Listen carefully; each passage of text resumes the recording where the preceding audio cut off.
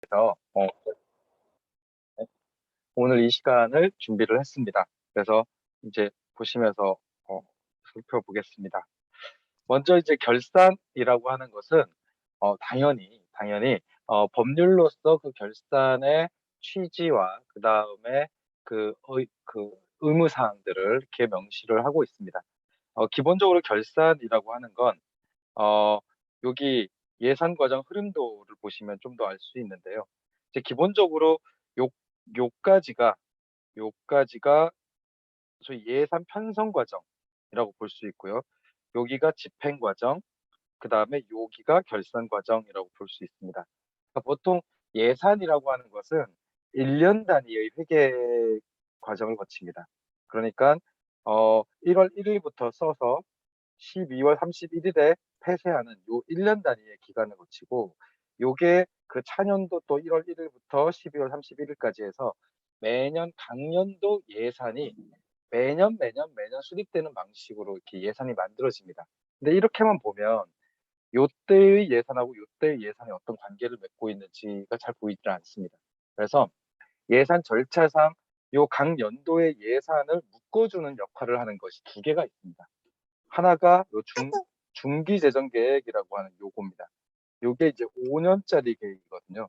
그래서 요 5년짜리 중기 재정 계획이라고 하는 걸로 각 연도에 그 5년짜리 묶음을 만들어 주는 거고요. 그리고 요 결산이라고 하는 게 최종적으로 이렇게 영향을 미치게 됩니다. 아, 작년에는 돈을 이렇게 썼구나. 그러니 내년에는 이렇게 써야지. 이런 방식으로 이 결산이라고 하는 것은 매년 이렇게 그 예산 간의 연결고리를 만들어주는 역할을 하게 됩니다. 그러니까 그런 것이 없으니까 중기 재정 계획이나 요 결산이라는 게 없으면 매년 편성돼서 집행이 되는 예산들의 연결성을 확인할 그러니까 확인할 수 있는 별다른 방법이 존재하지 않습니다. 그래서 일단 결산이라고 하는 건 연간 단위의 예산을 묶어주는 방식이고, 그 묶어주는 방식이 평가 환류라고 하는 방식으로 묶어주는 거죠. 그래서 결국엔 예산을 개선시켜야 됩니다. 그런데 이 결산이라고 하는 것이 예산 편성의 개선을 못 하잖아요. 그러니까 시사점을 제공하지 못하잖아요. 그럼 이 결산은 진짜 형식적이 된다. 이렇게 볼 수 있습니다. 그리고 슬프게도 많은 지방자치단체의 결산 과정은 대부분 형식적이 됩니다. 그러니까 이제 뭐 여러 가지 이유가 있겠지만, 우리가 지난 시간 마지막에 살펴봤듯이 지방선거가 있는 해에는 결산서의 공개가 하반기에 된단 말이죠. 그런데 예산 편성은 상반기에 예산 편성이 되거든요. 그러면 하반기에 나온 결산이 내년도 예산을 편성할 때 영향력을 미치기가 어렵겠죠. 그럼 그렇게 되면 이 결산은 형식적 결산이 되고 마는 겁니다. 그래서 이 결산이라고 하는 건 기본적으로 예산과 예산을 평가 환류 방식으로 묶어주는 기능을 하게 된다. 그래서 그런 내용들이 이렇게 있고요. 그리고 여기 법의 제14조 4호를 보면 지방자치단체장은 결산의 경과를 다음 연도 예산 편성에 반영하도록 노력하여야 한다라고 하는 것을 명시해 놓았습니다. 그러니까 즉 결산 사항을 예산 편성에 반영하도록 이렇게 명시가 되어 있다라고 하는 거죠. 물론 요것이 이제 잘 지켜지느냐 안 지켜지느냐가 사실은 이제 이 어떤 지방자치단체의 결산이 유의미하냐 유의미하지 않냐라고 하는 것을 보여주는 증거가 됩니다. 그럼 이제 이렇게 해서 나오는 결산이라고 하는 건 어떤 서류들을 갖고 있냐? 기본적으로 결산서는 본책과 별책으로 이렇게 나눠집니다. 그러니까 우리가 보통 어떤 잡지 이런 걸 사면 잡지 본래 잡지하고 거기에 별책 부록 해갖고 따름하는 그런 것들이 있잖아요. 왕왕 비슷합니다. 결산서도 요 네 가지 목차를 갖고 있는 결산서가 존재하고, 요 네 가지에서 나오는 세부적인 내용들을 증빙하기 위한 서류가 이렇게 첨부 서류 양식으로 이렇게 묶여져 있습니다. 그래서 제가 살펴보니까 여수시의 경우에는 재작년까지는 그 압축 파일로 해서 요 각각을 다 나열하는 방식으로 이렇게 공개를 했더라고요. 뭐 엑셀 파일, 뭐 한글 파일 이런 식으로 공개를 했다가 작년부턴가 결산서 묶음 PDF 하나, 첨부 서류 묶음 PDF 하나 이렇게 공개되는 방식으로 바뀌었습니다. 근데 이게 이제 지방자치단체마다 좀 달라요. 그러니까 여수시는 이제 그 지방의회에 제출하는 결산서의 양식을 이제 PDF로 만들어서 제공하는 형태로 보여지고, 그 전에 이제 낱장으로 공개하던 방식은 어쨌든 행정부가 생산한 각각의 사항에 대해서 쭉 음, 개별 파일로 공개하고 있는 것이죠. 중요한 것은 결산서에 포함이 될 내용과 첨부 서류에 포함이 될 내용이 나열되어 있잖아요. 이 중에 하나라도 빠지면 안 된다는 뜻입니다. 하나라도 빠지지 않습니다. 그래서 하나도 빠지지 않습니다. 제가 확인했더니 여수시의 경우에는 요 사항 외에 요 사항 외에 별도로 추가되는 사항들도 몇 개가 있더라고요. 예, 그래서 그런 것들처럼 플러스 알파가 될지언정 여기에 있는 항목 중 하나라도 빼먹으면 안 된다. 이거는 이제 의무 사항이다라고 하는 거고요. 그래서 살펴본 게 이제 요겁니다.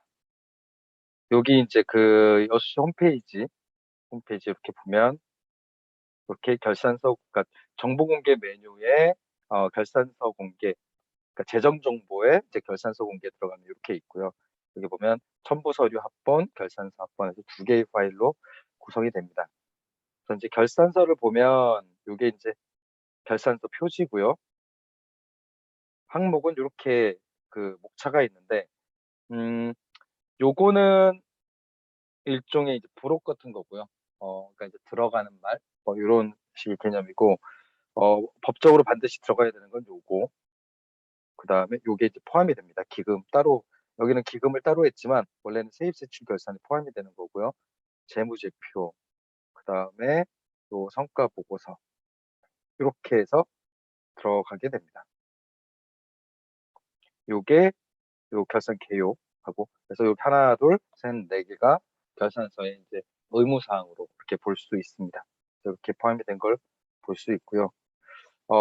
요게 이제 첨부 서류인데, 첨부 서류를 보면 앞에서는 12개의 항목, 그러니까 뭐 기타 그거 빼면 이제 11개의 항목이 명시가 되어 있는데, 지금 여기는 22개의 항목이 제공이 됩니다.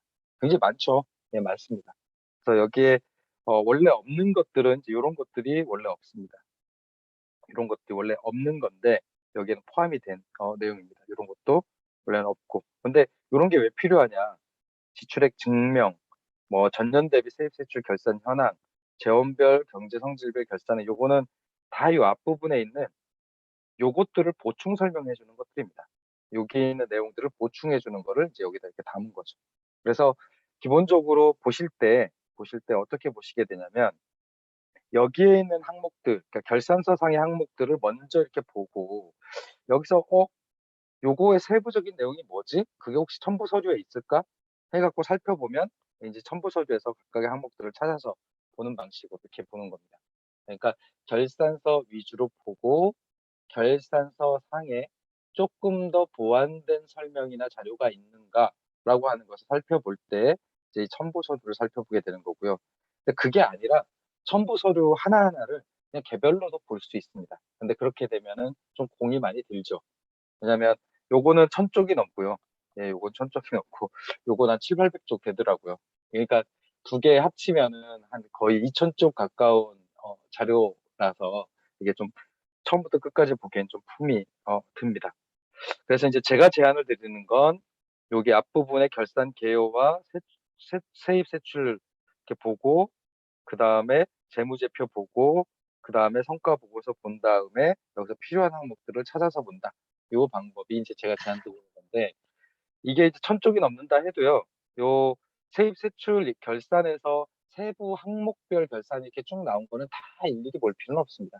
거기서는 이제 관심 사업 중심으로 쭉 보시면 되는 거여서, 보고 그게 아니라 나는 세부 사업에 관심이 없어, 그냥 여수시의 재정 구조가 훨씬 더 관심이 있어 라고 하시는 분이면 여기에 있는 세입 세출 결산 부분에서 세부 사업 부분은 볼 필요가 없습니다.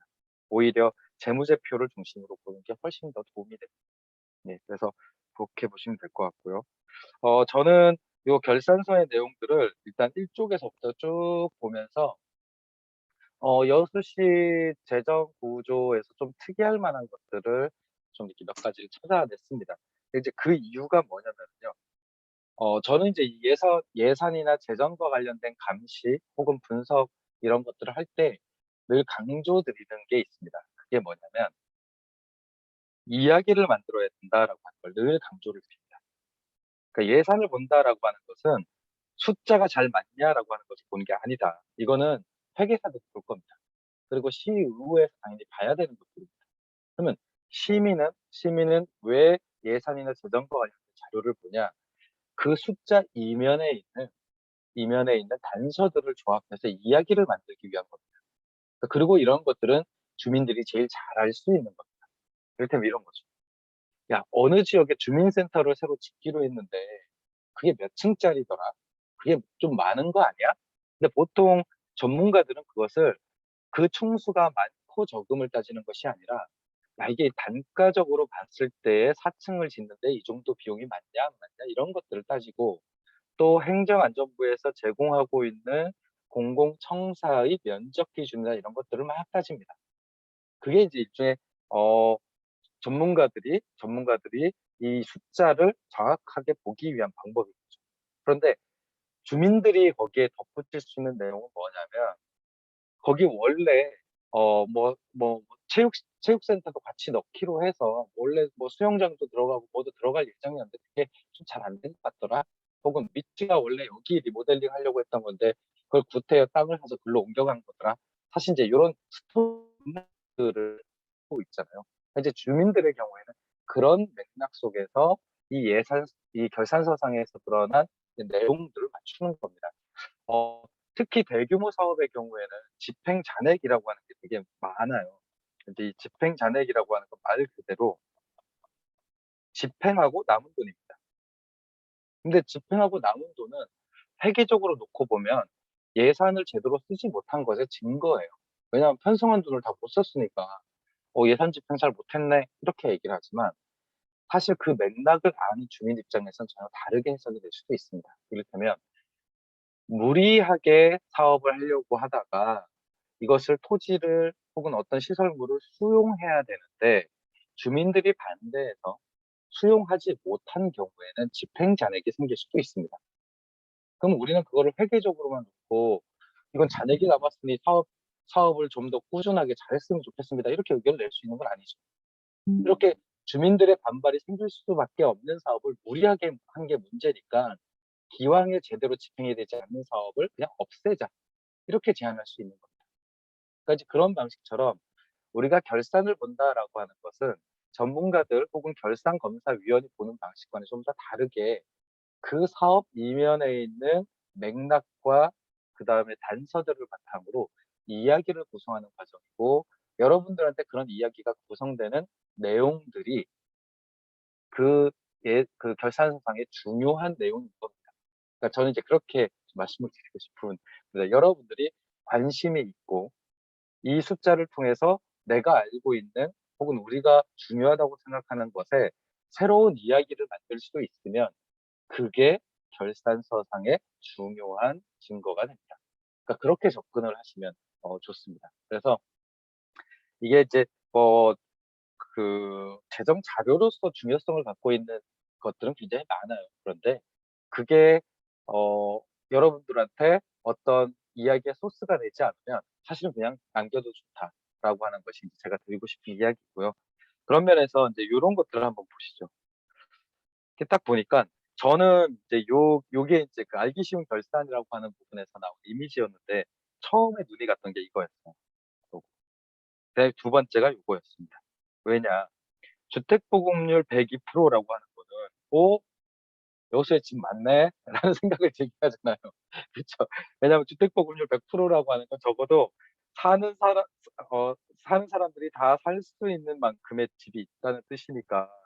그러니까 '오, 어 여기는 주거 복지나 내지는 주거 환경이 나쁘진 않나 보다.' 이런 생각이 드는 겁니다. 그래서 요게 인제 흥미를 끌었고요.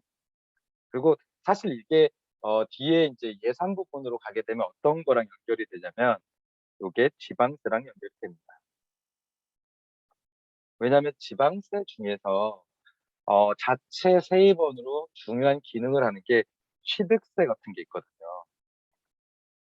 근데 이 취득세라고 하는 건 주택 거래가 많아야 많이 늘어나는 겁니다.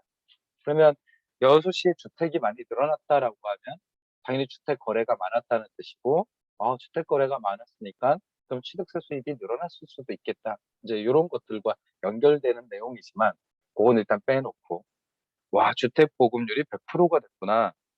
근데 언제 100%가 됐을까? 이게 이제 저의 호기심이었고요. 두 번째는 요거. 보시면 고용률이 63.9%고 실업률이 1.4%입니다. 근데 이게 합쳐도 100%가 안 되죠. 그럼 나머지는 뭐냐? 보통 이런 것들을 이제 그 경제활동조사라고 하는데, 요 나머지의 한 64, 65로 잡으면 한 35% 정도가 남게 되는데, 이 35%는 뭐가 되냐면 비경제활동 인구가 됩니다. 그러니까 비경제활동 인구라고 하는 게 재밌는 개념인데요. 경제활동 인구라고 하는 것은 근로 능력이 있거나 근로 의사가 있는 사람들을 경제활동 인구라고 하고요. 그것 말고 취약계층, 그러니까 즉 성인이 되지 않은 어, 그, 그 계층하고 그 다음에 65세 이상의 노령층을 기본적으로는 어, 비경제활동 인구 혹은 계층이라고 부릅니다. 그럼 이제 여기서 나오는 것처럼 65%, 그러니까 64% 정도의 고용률에 1.4% 정도의 실업률이라고 하면 요 나머지가 너무 많은 거죠. 그리고 여기에는 아까 말씀드린 그 고령층도 있지만 젊은 사람들 중에서 나 취업할 의사가 없어요라고 하는 자발적 실업은 여기 실업률에 들어가지 않습니다. 그러니까 요 35%의 내용이 뭘까? 이게 이제 궁금해지는 거죠. 네. 여기에 노인 계층도 들어가고 아까 말씀드린 대로 이제 유소년들도, 그러니까 유소년, 청소년 뭐 이런 분들도 들어가는데, 그것 말고 보통 어 그 생산 가능 인구 중에서 "나는 취업할 생각이 없습니다."라고 얘기하는 그런 그 학생이나 뭐 대학생 이런 사람들도 여기에 들어가는 거거든요. 얼마나 될까?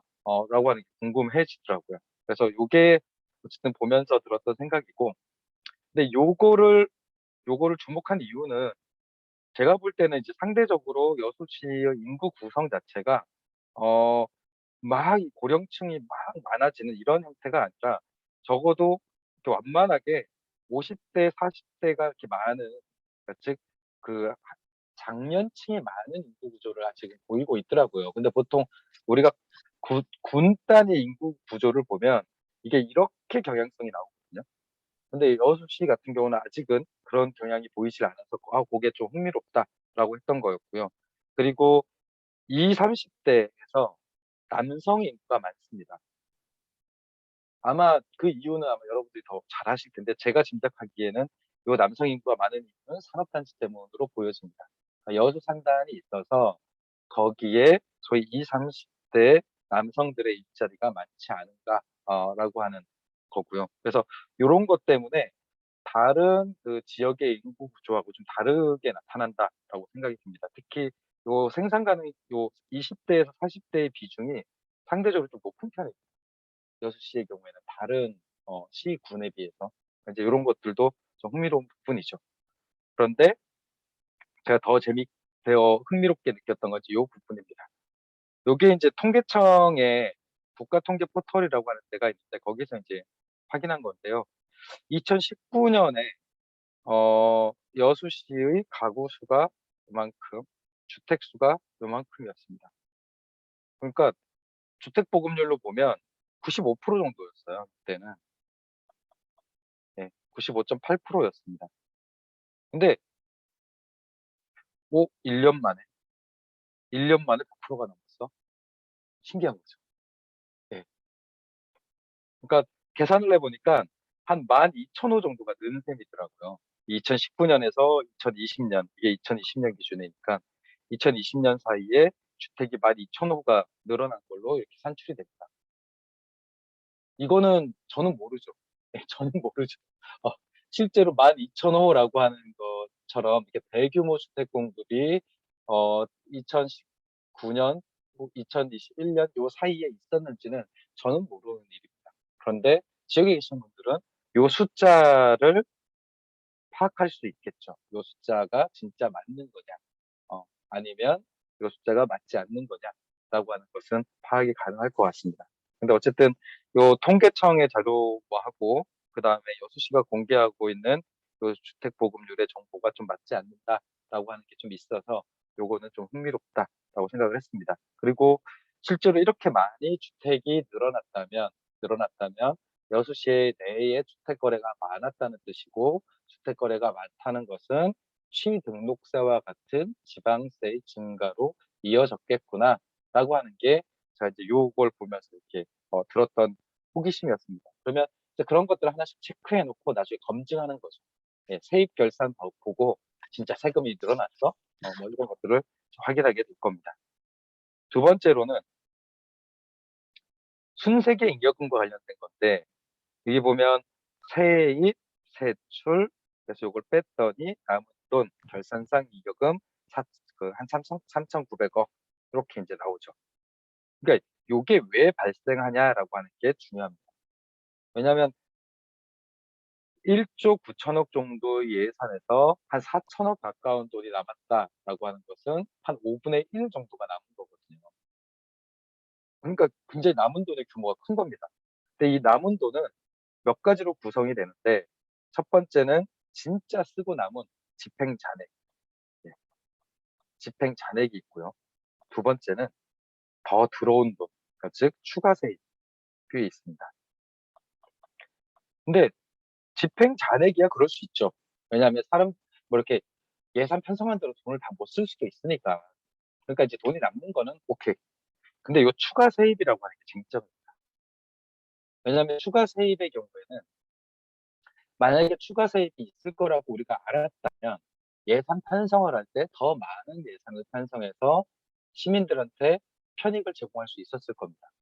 이를테면 예산 때문에 1,000만 원짜리 사업하던 거를 한 1억짜리 사업을 할 수도 있었던 거죠. 그런데 세입 추계를 정확하게 하지 못했기 때문에 그 예산을 편성할 때 적절하게 하지 못했다라고 하는 문제가 생기기 때문에 요 추가 세입과 관련된 요 잉여금은 조금 문제가 됩니다. 네, 요 부분은 이제 이후에 한번 구체적으로 살펴볼 거고요. 대신 눈에 띄는 건 이런 겁니다. 요게 이제 5년간 세입 규모인데 2016년부터 20년까지인데 쭉 이렇게 올라가다가 2020년 되니까 떨어졌어요. 근데 이게 왜 놀라운 일이냐면요. 우리나라는 어쨌든 저성장이라 하더라도 마이너스 성장을 한 적은 없습니다. 그러니까 집값이 떨어진 적이 없잖아요. 그쵸? 어, 그러니까 그 얘기는 뭐냐면 경제가 계속 성장하고 있는데 세금을 근거로 하는 재정, 그러니까 즉 세입이 줄어든다라고 하는 현상이 잘 벌어지기가 힘듭니다. 그러니까 아무리 코로나19니 뭐니 하더라도 어쨌든 기본적으로 경제 구조는 팽창하는 속성을 갖고 있기 때문에 거기에 기대서 조성이 되는 세입이 이렇게 줄어드는 게 굉장히 특이한 일입니다. 이건 여수시만의 특수한 사정이 있는 거다라고 볼 수밖에 없는 거죠. 그래서 요건 굉장히 좀 특이하다 라고 했던 거고요. 실제로 어 요거에 대한 요렇게 준 거에 대해 설명이 이제 그 "코로나19 때문입니다."라고 하는 게 이제 설명이에요. 이제 "코로나19 때문에 여수 산단에 의존했던 지방 소득세 수입이 줄어서 그렇습니다."라고 하는 것이 여수시의 설명인데, 고건 이제 그 이후에 살펴볼 거고요. 대신에 세입이 준다라고 하는 것이 좀 그 코로나 때문에 주는 것이 그게 맞는 거냐? 그렇진 않아 보이는 거죠. 왜 그러냐? 어 보시면 이게 이제 2019년 결산이고 이게 2020년 결산인데 요 사이에 코로나가 있었잖아요. 그럼 만약에 코로나 때문에 모든 지방 정부의 재정이 어려워졌습니다라고 한다면 다 여기서부터 여기가 다 줄었어야 될 겁니다. 그쵸? 그런데 보시면 아시겠지만 여수시는 줄었어요. 근데 순천시는 늘었습니다. 광양시도 늘었습니다. 목포도 늘었습니다. 나주는 좀 줄었죠. 그리고 해남도 늘었습니다. 이런 것처럼 여수시가 준 게 특이한 겁니다. 코로나19 시기라고 해서 예산이 준 것은 여수시의 특수성이라는 거죠. 왜냐하면 다른 지역 보니까 아니더라라고 하는 것이 확인이 되는 거죠. 그러면 이거는 여수시의 재정 구조에서 굉장히 다른 지역하고는 구분이 되는 특징이 있다라고 볼 수 있는 겁니다. 특히 코로나19와 같은 그런 대외적인 환경 변화에 취약한 부분이 있는 거죠. 취약성이 있는 겁니다. 그래서 코로나19. 예? 코로나19. 네, 코로나19. 제가 뭐라고 했나요? 자꾸 씹고. 예, 예, 코로나19, 예, 코로나19 때문에 어, 여수시의 세입이 줄었다라고 한다면 그것은 굉장히 특수한 여수시의 재정 환경을 보여준다라고 볼 수 있습니다. 그리고 그것의 특징이 바로 요겁니다. 산단입니다. 산단. 여기 보시면 주민세, 재산세, 자동차세, 담배소비세 이게 다 지방세 항목인데 보시면 2019년에 비해서 2020년에 다 늘었죠. 당연한 겁니다. 원래 이게 자연스러워요. 당연히 이렇게 늡니다. 특히 재산세의 경우에도 봐도 512억이 늘었습니다. 그렇죠? 여기 나오죠. 주택가격 상승 이런 것들이 나옵니다. 그러니까 요거는 맞아요. 그런데 여기 지방소득세에서 이만큼이 줄었습니다. 왜 줄었냐? 석유화학업체 및 정유업체 영업이익 하락 때문에 그렇다. 그래서 법인세분 지방소득세가 감소해서 이 지방세가 줄었습니다라고 하는 게 여수시의 설명입니다. 실제로 보니까 전체 그 여수시의 지방세 수입 중에서 산업 그 산단 국가 산단이 갖고 있는 비중이 이만큼이더라고요. 그래서 제가 이게 살펴본 건 뭐냐면 진짜 산단 때문인지를 살펴본 겁니다. 어떤 방법으로 살펴볼까? 그러면 코로나19 상황이 아니었던 2019년 결산상의 지방 소득세를 얼만큼 걷었는지를 보고 코로나 때문이라고 불리는 2020년대를 다시 그 지방 소득세 규모를 봐서 그 차액이 여기서 제공하는 여수 국가 산단에서 걷어들인 지방세의 2019년, 2020년의 차액과 비교를 하면 진짜 여수 산단 때문에 세입이 준 것이구나라고 하는 것이 증명이 가능하겠죠. 그래서 이제 살펴본 겁니다. 2019년 기준에 지방소득세가 18255, 182,552 이렇게였습니다. 근데 여기 보면 1292죠. 그러니까 요것하고 비교하니까 한 530억 정도 차이가 나더라고요. 그리고 이 530억의 차이가 2019년 산업단지에서 냈던 1,526억하고 2020년에 산업단지가 낸 980억의 차이하고 거의 맞아떨어집니다. 그러니까 이 얘기는 뭐냐? 여수시가 설명하고 있는 대로 여수 국가산단의 지방세 납부액이 줄어든 것이 여수시 세입 감소의 주된 원인이다라고 하는 것이 맞습니다. 그러면 이제 이거는 그렇게 설명이 됐기 때문에 끝 이게 아니라 되게 취약한 거잖아요. 되게 취약한 겁니다. 여수 산업단지라고 하는 것에 여수시라고 하는 지방정부가 굉장히 많이 의존하고 있는 형태가 되는 겁니다.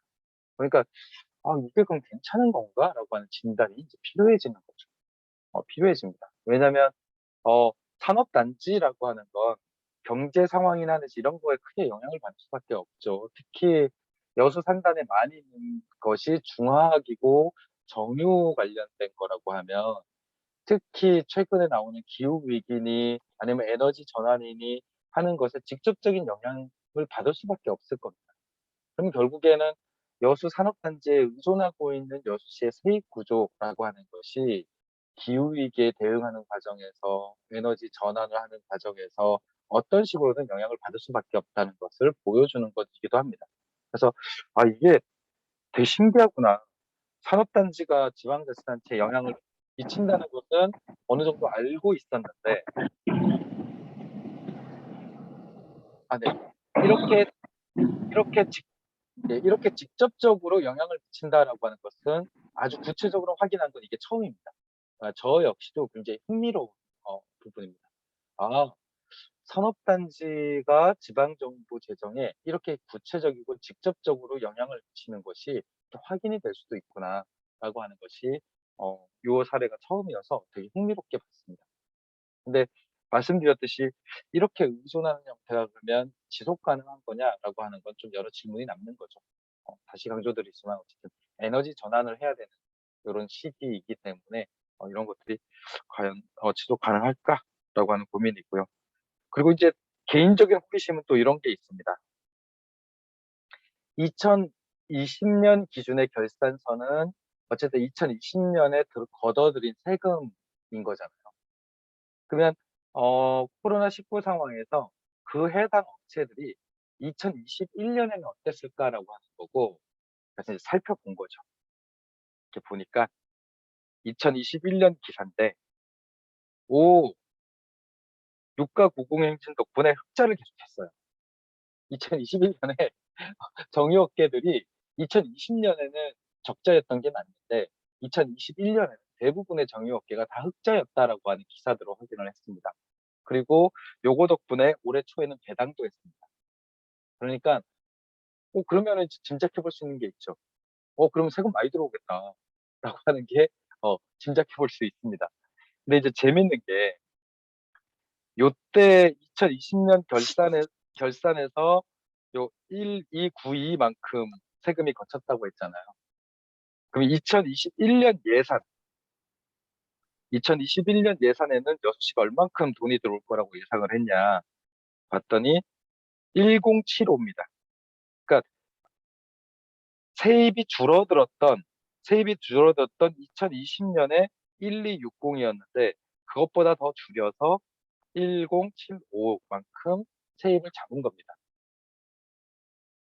근데 약간 이제 복잡한 얘기지만 만약에 2021년도에 정유업계의 수익이 2019년 정도만큼이었다라고 한다면, 2019년 정도만큼이었다라고 한다면 지방소득세는 얼마큼 들어올 거냐면 아마 2019년 당시의 요만큼 들어올 겁니다. 1825만큼. 예, 요만큼 들어올 겁니다. 그러면 1825만큼 들어올 수도 있는데 예산은 1075만큼 잡아놨으니까 차액이 얼마가 나죠? 800억이 납니다. 아, 이거 순세계 잉여금이 800억이 생길 수도 있겠구나. 라고 하는 걸 짐작해 볼 수 있습니다. 엄청나게 규모가 커지는 거죠. 이 지방소득세, 이 지방소득세라고 하는 단일 항목에서 800억 정도 규모의, 요 순세계 잉여금이 나올 수도 있겠구나. 요게 이제 제가 관심 있게 보는 부분입니다. 그러니까 만약에 정유업계의 불황 때문에 세금이 이렇게 적게 거쳤다면 정유업계가 다시 되살아난 2021년에는 엄청나게 세금이 그럼 다시 회복이 됐겠네. 어느 정도 회복이 됐을까? 사실 이제 이게 이제 궁금한 부분입니다. 그거는 이제 공개될 결산 자료를 통해서 아마 여러분들이 확인을 하실 수 있을 겁니다.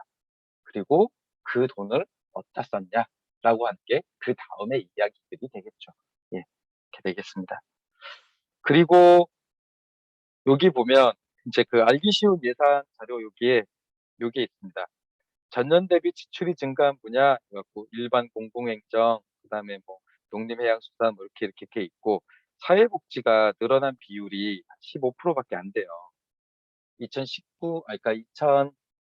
2019년 대비 2020년에 사회복지가 15% 정도밖에 안 늘었거든요. 근데 코로나19 상황이었잖아요.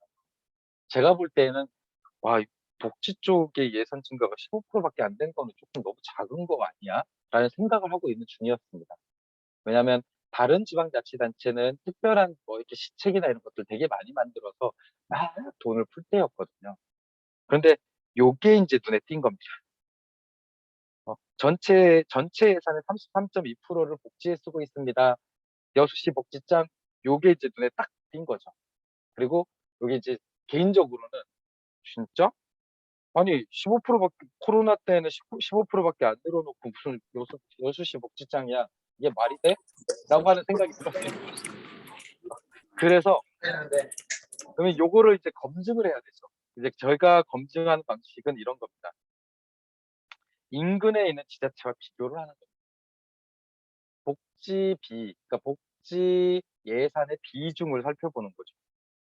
여수시하고 목포시를 비교를 했더니 여수시가 33% 정도 라면 목포는 43%, 한 10% 정도 사회복지와 관련된 예산 비중이 훨씬 더 많습니다.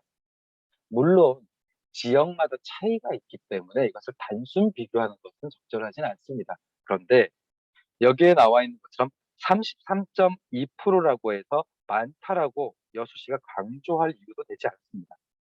그러니까 33%나 된다고 여수시 복지장 이럴 일은 아니라는 거죠. 왜냐하면 그렇게 되면은 목포시는 43%니까 복지 천국이겠죠. 그러니까 이런 것들은 아니고 대신에 여수시와 목포시를 비교했을 때 차이가 나는 부분이 보이더라. 어떤 부분이냐면 여수시의 경우에는 보시면 노인 청소년이 압도적으로 많고요. 그 다음에 보육가족 여성이라고 하는 게 그 두 번째입니다. 그렇죠. 그리고 그 외에 이제 나머지 기초생활보장이나 취약계층 지원이나 노동이나 혹은 주택이나 이런 것들이 그냥 그 밑에 그냥 있는 형태이죠. 그런데 목포시의 경우에는 목포시의 경우에는 노인 청소년 그다음에 보육가정 여성이 많은 것은 비슷하지만 취약계층 지원이나 기초생활보장과 관련된 것들이 마찬가지로 좀 높은 비중을 보였습니다. 물론 이건 속임수가 있습니다. 뭐냐면 여수시가 특별히 노인 청소년이나 보육가족 및 여성 정책을 더 열심히 하는 거라면 이게 더 이렇게 올라가서 상대적으로 이것에 격차가 많이 나는 것처럼 보일 수는 있습니다. 그러니까 그거는 구체적으로 살펴봐야 되는 것이지만 적어도 드러나는 현상으로 놓고 보면 취약계층 지원이나 기초생활보장과 관련된 부분하고 이런 것들이 편차에 있어서, 그러니까 격차에 있어서 좀 차이가 보이더라라고 하는 거고, 만약에 목포시에 취약계층 지원이나 뭐 이런 것과 관련돼서 별도의 시책 사업이 있다면 이 차이를 설명할 수 있을 것 같습니다.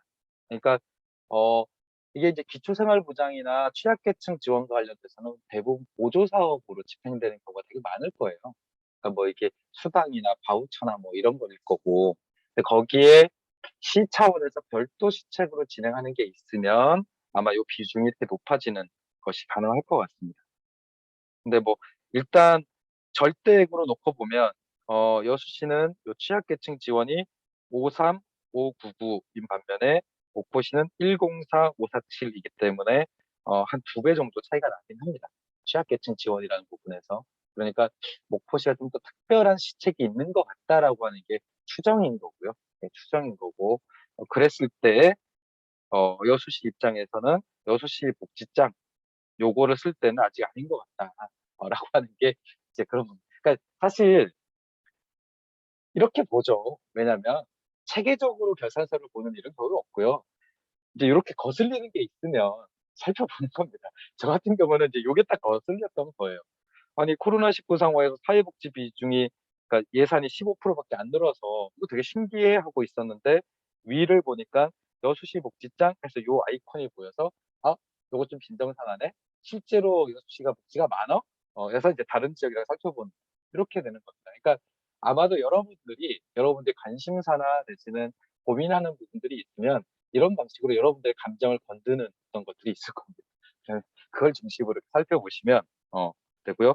다만 요 부분에서 그리고 요 앞부분까지 비교를 해서 말씀을 드리고 싶은 건 데이터를 찾는 방식과 관련된 겁니다. 기본적으로 다른 지방자치단체의 상황과 비교를 하는 데이터는요. 한 군데 있습니다. 요 데이터가 어디냐? 지방재정 365라고 하는. 그러니까 우리 동네, 그러니까 우리 시의 예산만 보면 그 안에 갇히게 되는데 그게 아니라 옆에 있는 혹은 인근 혹은 관심 있는 다른 지방자치단체하고 비교를 하면 여수시의 재정 상황이라고 하는 것의 상대적 위치를 파악할 수 있습니다. 그러면 어디서 그런 자료를 볼 수 있냐? 기본적으로 다른 지방자치단체하고 비교 자료를 만든다라고 하면 무조건 하나만 떠올리시면 됩니다. 지방재정 365를 보자. 요것만 딱 떠올리시면 됩니다.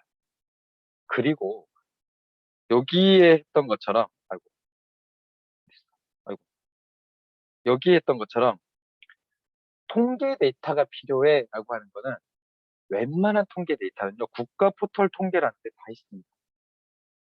그러니까 기본적으로 결산서상의 내용을 보면서 좀 더 깊은 그 통계 수치가 필요해 하면 국가 통계 포털로 가는 거고, 다른 옆에 있는 목포나 내지 이런 데랑 한번 비교하고 싶어 그러면 지방재정 365로 가는 거다. 이렇게 그냥 생각을 해주시면 좋겠습니다. 그래서 제가 요 앞에 지금 보여드리는 모든 분석은 다 그런 방식으로 한 겁니다. 그리고 또 하나는 여기 나온 것처럼 검색을 해보는 겁니다. 예, 사실과 관련된 검색들을 해보는 것, 이런 방식으로 이렇게 분석이 됐고요. 그래서 이제 본격적으로 결산서상의 이제 주요 내용들을 한번 살펴보려고 합니다. 요게 일반 회계의 세입과 관련된 부분입니다. 여기서 이제 일반 회계라고 있는 것은 당연히 특별 회계도 따로 있고, 그러니까 특별 회계도 따로 있고, 그다음에 기금도 따로 있다는 뜻입니다. 네, 일반 회계가 이렇게 분리가 돼 있고요. 근데 특히 세입은 일반 회계가 좀 중요합니다. 왜냐하면 여기에 이제 지방세와 관련된 내용이 들어가거든요. 네, 그래서 요걸 본 거고요. 저는 요 세입과 관련돼서 딱 하나만 보는 편입니다. 뭘 보냐면 요 미수납액을 보는 편입니다. 그러니까 어차피 세금 징수는요, 법에 정해져 있는 대로 하는 겁니다. 그렇죠? 재산이 이만큼 되면 과세 표준에 따라서 이만큼 세금 내라. 그건 다 정해져 있는 겁니다. 그럼 지역에서 차이가 나는 건 뭐냐? 요 미수납액밖에 없어요. 어떤 지역은 세금을 안 내고 버팅겨도 되는 지역이 있고, 어느 지역은 세금을 안 내면 정말 괴롭히는 데도 있습니다. 그러니까 거기에 따라서 요 미수납액의 관리라고 하는 것이 좀 차이가 나거든요. 근데 사실 요 뒤에 살펴보겠지만 요 미수납액은 또 다른 맥락도 존재를 합니다. 그래서 저는 요 미수납액을 봤는데 재밌는 게 미수납액이 많은 것들이 보입니다. 뭐냐? 요거하고 요게 좀 많죠. 다른 것에 비해서 많잖아요. 그럼 요게 뭐지? 쭉 쫓아가면 재산세입니다. 그리고 그 다음 것도 쭉 쫓아가면 자동차세입니다. 아, 여수시의 지방세 중에서 미수납액이 많은 항목은 재산세와 자동차세구나라고 하는 것을 우리는 이제 알 수 있습니다. 그러면 어떤 사유로 요 두 개의 항목에 미수납액이 많은지가 이제 궁금해지죠. 왜냐면 우리는 이제 짐작은 해볼 수 있습니다. 그렇죠? 재산세와 자동차세를 왜 문제지? 왜냐면 재산세라고 하는 재산이 늘어났기 때문에 내는 세고, 자동차세는 자동차를 구입했기 때문에 내는 세거든요. 그럼 뭔가 어떻게 돈이 없는 사람들이 아니라 돈이 있는 사람들일 가능성이 크다는 거죠. 근데 이 미납이 됐다라고 하는 것이 좀 걸립니다. 그것도 비중이 높다라고 하는 게 걸리는 거죠. 그리고 두 번째로 여기 부담금 말고요. 요 밑에 과징금 과태료, 요것도 흥미로운 합니다. 요거는 세금은 아니에요. 세금은 아닌데 요 과징금 과태료의 많은 부분이 뭐냐면 공공시설이나 공용 장소에서 발생되는 비용들이 대부분 여기에 들어옵니다. 대표적인 게 주차요금 혹은 불법 주차 과태료 혹은 도로나 내지는 그 공유지를 점유하고 사용했을 때 점유 사용료 점유 과태료 혹은 불법 중축을 했을 때 그 불법 중축물에 대한 과태료, 과징금 이게 다 여기에 들어갑니다. 그러니까 이거는 일종의 우리 공동체를 유지하는데 일탈 행위를 하는 사람들에게 묻는 일종의 벌금 같은 겁니다. 근데 처벌을 막 하는 것이 아니라 이런 과태료나 과징금 방식으로 처벌을 하는 거죠. 아, 그런 거 하지 마세요. 뭐 이를테면 이런 거잖아요. 경범죄 처벌 이런 거 벌금 내잖아요. 그러니까 그것의 의미는 그런 거죠. 여기에 침 뱉지 마세요. 여기에 담배꽁초 버리지 마세요라는 뜻이죠. 근데 그것을 내지 않는 사람들이 있는 거죠. 여기 보시면 전체 부담금에서 어, 이 과징금 과태료의 미납이 이만큼이나 됩니다. 이게 얼마냐? 일십, 백, 천만, 십만, 백만, 천만, 억, 십억. 11억 정도가 지금 과징금을 안 내고 있습니다. 미수납을 하고 있는 겁니다. 근데 어디서 말이 안 되냐? 쭈루루 내려오다 보니까 여기가 눈에 띄네요. 그쵸? 8억? 8억이나? 어디야? 쭉 보니까 과태료 부분에서 8억이 지금 미수납이. 이제 저는 개인적인 성향상 이런 거에 꽂힙니다. 도대체 왜 과태료 징수를 못하는 거지? 어, 이런 생각이 딱 드는 거죠. 근데 요것의 단서가 어디 있냐면 첨부 서류에 있어요. 서류에 뭐가 있었냐면 이 앞부분에 여기 보시면 세입금 불납 결손 현황, 세입금 미수납액 현황 요 두 개가 있죠. 이 불납 결손이라고 하는 것은 이것을 징수하지 않기로 결정한 것의 항목입니다. 그러니까 이런 겁니다. 한 5년 정도 지나면 일몰되는 과징금 과태료가 있어요. 아, 이 돈을 받아야 되는데, 혹은 지방세 이걸 받아야 되는데, 지방세를 납부할 사람이 갑자기 돌아가셨어요. 그러면 그런 것들은 결손하거든요. 그러니까 그런 것들이 여기 불납 결손 현황에 나오고, 미수납액 현황에는 뭐가 나오냐면, 아까 제가 이제, 뭐야, 이거 왜 이거는 안 걷었어? 라고 하는 납부하지 않은 사람들에 대한 정보가 여기에 있습니다. 어떤 사유로 납부하지 않았다라고 하는 게 여기 요 첨부 서류 내에 미수납액이라고 하는 항목에 있는데요. 그래서 제가 그걸 살펴본 겁니다. 그래 한번 보자. 도대체 왜 납부를 하지 않았나? 아까 이제 봤던 게 재산세하고 자동차세였잖아요. 그렇죠? 미수납액이 이만큼이나 됐죠. 예, 맞습니다. 그래서 이제 살펴보는 겁니다. 어떤 식으로 위해서 못 내나 쭉 봤더니 뭐 무재산인 경우도 있고 행방불명인 경우도 있는데 눈에 띄는 건 요거죠. 눈에 띄는 건 요겁니다. 어라 납세태만 실제 자동차세의 경우에는 상당수가 납세태만의 사유로 내지 않았던 거네 라고 하는 게 딱 눈에 띄는 겁니다. 제가 또 이런 거는 또 이렇게 되게 이렇게 중요하게 보는 입장입니다. 이거는 진짜 가치관의 문제입니다. 근데 저는 기본적으로 어, 자동차를 구매한다라고 하는 행위는 굉장히 높은 책임을 수반하는 거라고 생각을 해요. 시민 안전과 관련돼서든 뭐 대기 오염과 관련돼서든 도시 공간을 사용하는 데서든 굉장히 높은 책임을 가져야 된다라고 하는 입장을 갖고 있기 때문에 저게 걸리는 겁니다. 아니 자동차를 샀으면 응? 거기 세금을 제대로 내야지. 근데 이것을 납세태만으로 해서 입금이 안 된다. 이거 조금 뭔가 이상한데? 라는 생각이 드는 겁니다. 그래서 오케이 일단 여수 씨 같은 경우는 요 자동차세의 요 미납액을 어떻게 징수하는지를 한번 봐야 되겠군. 근데 왜 이게 중요하냐면요. 시민들은 그 지역에 사는 시민들은요. 세금에 대한 태도를 개인적으로 결정하지 않습니다. 그러니까 그게 뭐냐면 주변 사람들 이미 그 세금을 납부했거나 혹은 그 과정에 있었던 사람들을 경험을 통해서 나의 태도를 결정합니다. 야, 여수 씨는 이런 세금 걷는 거 빡세. 엄청나. 봐주는 거 없어. 라고 하면 어떤 방식으로든 세금을 납부하려고 하고요. 근데 제 주변에 단 한 명이라도 야, 그거 안 내도 돼. 야, 그거 시간 지나니까 다 해결되더라. 아니면 어차피 이사 가면 돼. 뭐 신경 쓸 필요 없어. 이런 식으로 얘기하는 사람이 제 주변에 한 명이라도 있잖아요. 그럼 저는 거기에 영향을 받습니다. 나 어차피 여기 기숙사 생활하는데 여기서 차 사갖고 이거 한 건데 뭐 2년 있다가 직장 옮길 거야? 이러면 2년 버티면 돼요. 사실은 그래서 이 미수납, 특히 납세태만 사유로의 미수납이라고 하는 것은 다른 사람들한테 영향을 미칠 수 있는 요인이 굉장히 큽니다. 그리고 그런 내용들은 아마도 요 세무행정을 담당하는 공무원들이 파악하고 있을 겁니다. 요 납세태만이 어느 지역에 집중되어 있다 이런 것들은 분명 데이터가 있을 겁니다. 그래서 이런 것들을 한번 파악을 할 필요가 있겠다라고 하는 거고요. 그리고 요 부담금과 관련돼서도 과징금 과태료와 관련돼서도 보시면 단일 사유예요. 납세태만입니다. 그러니까 과태료 납세태만이죠. 근데 이 과태료 미납액이 얼마냐면 일십, 백, 천만, 십만, 백만, 천만, 8억이에요. 8억. 2020년만 기준을 놓고 봤을 때 이 과태료의 미납액이 8억입니다.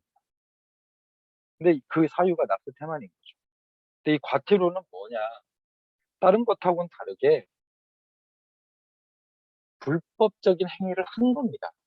아까 말씀드렸듯이 과태료는요, 불법 주정차, 불법 주정차, 불법 증축, 그 다음에 도로나 아니면 공유 수면, 그러니까 즉 바다나 내지 강변 이런 데 있죠. 그런 것들을 임의적으로 적용하는 경우, 이런 것들이 과태료 부과 대상입니다. 근데 여기에 대해서 이것을 내지 않는 것이 많다라고 하는 거는, 이건 역시도 앞서서의 그 사례처럼 내지 않아도 되는 분위기가 있을 가능성이 매우 큽니다. 이건 어차피 안 내도 돼. 어, 어차피 크게 별로 안 해. 나한테 별로 피해가 없어. 라고 하는 게 있을 가능성이 좀 있습니다. 그래서 저는 요거는 제가 잘 모를 수밖에 없는 부분입니다. 왜냐하면 이거는 지역의 특징입니다. 어떤 지역의 경우에는 납세 태만이나 이런 비중이 굉장히 낮은 데도 있습니다. 당연히. 어, 거기는 어떻게 하냐? 어, 추징을 되게 힘들게 하죠. 추징을 되게 열심히 합니다. 어, 근데 그게 좋은 거냐? 그건 또 다른 문제죠. 예, 추징 열심히 한다고 그러면은 좋은 지방 정부냐? 그렇진 않습니다. 다만 그 대상에 대해서 저소득층이나 지금 그럴 만한 사유가 있으면 빨리 결손 처분을 해주고, 봤을 때 충분히 납부가 가능한 사람에 대해서는 선택적으로 강하게 요 징수 행위를 하는 것이 맞겠죠. 예, 그렇게 맞을 겁니다. 그래서 이런 부분은 보통 지방자치단체에서 요 부분을 강화하기 위해서 뭘 만드냐면 인센티브 제도를 해당 부서나 내지 이런데 요 그 미수납액의 징수분에 대해서 소위 보상 정책을 만들어서 이렇게 인센티브를 만들기도 합니다. 네, 요거는 이 세입 부분에서 좀 눈에 띄는 부분이어서 정리를 한 거고요. 그것 외에 여러분들 관점에서 또 다른 게 보일 수도 있습니다. 당연히 다른 게 보일 수도 있습니다. 근데 그럴 때는 요 첨부 서류상의 세부적인 내용들을 이렇게 교차해서 보면 된다라고 하는 걸 봐주시면 되고요. 그리고 이 여수시 결산서는 되게 재밌게 만들어져 있던데, 보통은 이제 결산 서류상에는 부서별로 이렇게 쭉 나열돼 있고 보통 사업들을 나열하는 게 일반적이에요. 그런데 여기는 요 과마다 요 앞부분에 성과 보고 내용을 앞부분에 이렇게 실어 놓은 게 좀 특징입니다. 그래서 이거 조금 재밌게 만들었더라고요. 왜냐하면 보통 이런 성과 부분은 뒤에 성과 보고서라고 하는데 다 떼어놓는 것이 일반적인데, 어쨌든 부서마다 이런 성과 보고라고 하는 내용을 넣고 요 밑에 요 예산 항목들을 이렇게 넣는 이런 형태더라고요. 그래서 이건 좀 편성이 되게 재밌다라는 생각을 했고요. 제가 이제 전체 다 모든 부서를 보기가 힘드니까 이제 한 가지 부서, 그러니까 한 부서만 갖고 왔습니다. 그게 뭐냐? 문화예술과입니다. 뭐 문화예술과를 갖고 온 이유는 딱 하나입니다. 2020년에 어쨌든 우리가 예측하지 못했던 어떤 충격이 있었잖아요. 특히 이제 문화예술 쪽은 그 영향을 많이 받았을 거니까, 그럼 여기 결산을 보면 뭔가 시사점이 있겠다라고 해서 문화예술과를 갖고 왔습니다. 이 문화예술과가 갖고 있는 정책 목표는 뭐냐면 문화예술 행사의 내실화 추진입니다. 그리고 문화 기반 시설의 운영 관리입니다. 근데 요 목표에서 볼 수 있듯이 되게 힘들었겠다는 생각이 절로 들죠. 왜냐하면 문화예술 행사 자체를 할 수가 없었던 상황이었는데, 이 부서의 정책 목표 자체가 문화예술 행사의 내실화로 잡아놨으니 부서 고민이 되게 심했겠다라는 생각이 들었습니다. 이제 제가 이 얘기를 드리는 이유는요, 이 정책 목표는 변경이 가능합니다. 상황에 따라서, 시대 조건에 따라서, 정책 환경에 따라서 변경이 가능해요. 제가 요거를 보여드리는 이유는 여러분들이 봤을 때 여전히 여수시 문화예술과의 정책 목표로 이게 맞냐라고 하는 그 질문을 드리고 싶어서 그렇습니다. 아마 모든 과 단위 부서는 이런 정책 목표 하나씩을 다 갖고 있습니다. 이제 그걸 진단하는 겁니다. 그래서 이 정책 목표가 정말 시민들의 관점에서도 적절한 정책 목표냐라고 하는 것을 진단하는 거고요. 그리고 이 정책 목표가 중요한 이유는 이것을 달성하기 위해서 여기 보이는 성과 지표가 만들어지기 때문에 그렇습니다. 그러니까 행정에서 사업의 성과를 측정하는 방식은요. 사업의 성과를 측정하는 방식이 몇 가지가 있는데 그중에 가장 공식적인 게 이 성과 지표 방식의 측정입니다. 그리고 이 성과 지표는 어떻게 만들어지냐면 과마다 성과 목표 다 만들어 이렇게 합니다. 그리고 그 성과 목표에 따라서 이 성과 목표를 측정할 수 있는 지표들을 너네들이 만들어 이렇게 되는 겁니다. 그러니까 여기는 성과 목표가 문화예술 행사의 내실화 추진 및 기반시설 운영 관리잖아요. 기반시설 운영 관리입니다. 그러면 여기서 추론해 볼 수 있는 이런 겁니다. 그 문화예술 행사와 관련된 지표가 많겠네라고 하는 추론을 해볼 수 있죠. 왜냐하면 정책 목표에 그게 들어가 있으니까 그럼 최소한 문화예술 행사 횟수나 내지 이런 것들에 대한 지표가 있겠구나라고 하는 걸 추정해 볼 수 있습니다. 두 번째로 문화 기반 시설 운영 관리라고 하면 관내 문화 기반 시설, 그러니까 뭐 도서관이나 예술센터나 이런 것들을 얼마큼 가동했냐, 얼마큼 운영했냐라고 하는 것이 지표가 될 수 있겠구나라고 추정해 볼 수 있습니다. 그리고 실제로 성과 지표를 보면 지역 문화예술 사업 육성, 뭐 전통 제한 굿행사 지원 실적, 특색 있는 문화예술 행사 개발, 뭐 운영 실적 이런 것들이 쭉 있습니다. 그리고 뭐 문화재 유지 관리 뭐 이런 게 있는 거죠. 요 성과 지표는 이런 방식으로 또 측정이 됩니다. 재밌죠? 왜? 100% 이렇게 달성한 게 있습니다. 50% 정도 달성된 게 있습니다. 아니 동일한 정책 목표를 갖고 있는데 어떤 거는 100%를 달성할 수 있었는데 왜 이 두 개는 이렇게 낮았냐? 그게 눈에 띄는 거죠. 그래서 이제 봤습니다. 아니 코로나19 때문에 시립예술단만 어려운 게 아닐 텐데 이런 거는 어떻게 다 어떻게 100%가 됐지? 여기도 되게 줄었어야 되는데 이를테면 문화예술 프로그램 운영 횟수 이런 것들은 당연히 줄었어야 되는 거 아닌가? 이런 생각이 드는 거죠. 근데 100%네? 야, 이거 되게 신기하다. 이런 생각을 했습니다. 그리고 짐작컨대 아마도 미술 전시, 문학, 연극 분야, 음악, 미술 분야 그런 부분들은 그냥 했을 것 같습니다. 그러니까 뭐 오프라인 전시나 이런 방식이 아니라 그냥 온라인으로 전환을 해서 어쨌든 여기에 할당돼 있는 것들을 다 소진한 게 아닐까라고 추정을 했습니다. 그렇게 추정이 될 수밖에 없죠. 왜냐하면 그렇지 않으면 음악이나 무용 분야, 미술이나 전시나 이런 것들을 직접 했다는 건데 아니 미술관하고 전시관 다 문을 닫는 마당에 그걸 어디서 했다는 얘기입니까? 그러면 이거는 거짓말이 되는 거잖아요. 그러니까 그건 거짓말은 아닐 거고 분명히 이 건수를 채우기 위해서 20건이라고 하는 건수를 채우기 위해서 다른 방식을 선택했을 가능성이 굉장히 크겠어라는 생각을 좀 했습니다. 네, 박재선 선생님, 정말 안 했어요? 네? 마이크가 꺼져 있습니다. 마이크가 꺼져 있습니다. 네. 아, 박재선 선생님 마이크가 꺼져 있습니다. 마이크 켜주시고. 수고요. 아, 네. 이거는 제가 알아요. 아, 네. 이거는 여기 소속 공무원이 아는 사람이어가지고 애울마루 공연을 계속 했어요. 아, 그래서 코로나19 상황에서 그냥 한 거예요.